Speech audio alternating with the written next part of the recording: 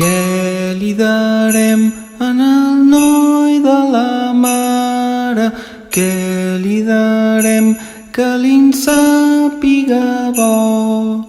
Panses i figues i nous i olives, panses i figues i mel i mató. Què li darem al fillet de Maria?